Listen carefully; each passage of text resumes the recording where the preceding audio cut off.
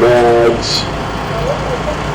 Honourable محترم chief justice کے سامنے یہ اپنی آج پیغام پہنچانا چاہتا ہوں، اور میں پاکستان کی وکلا کمیونٹی جس نے آزاد عدلیہ کے لیے جہاد کی تھی، میں ان کے لیے ایک پیغام دینا چاہتا ہوں۔ پچھلے 4 دن سے یہاں انہوں نے پولیس کی کم از کم 20-30 ہزار لوگ پولیس کے بنائے ہوئے ہیں، چل گیا ہے۔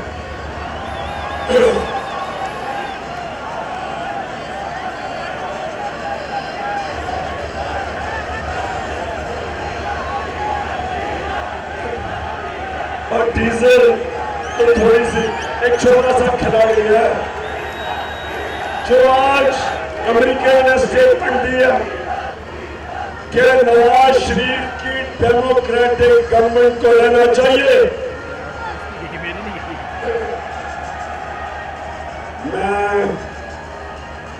میں امریکیوں سے یہ کہنا چاہتا ہوں کہ میری زندگی کا ایک بہت بڑا عرصہ مغرب میں گزرا۔ میں مغرب کی جمہوریت کو نواز سے بہت بہتر جانتا ہوں، میں جانتا ہوں۔ میں امریکی ایمبیسڈر رچرڈ آلسن سے ایک سوال پوچھتا ہوں انگریزی میں، اجازت ہے انگریزی میں کیونکہ وہ سمجھ آئے گا۔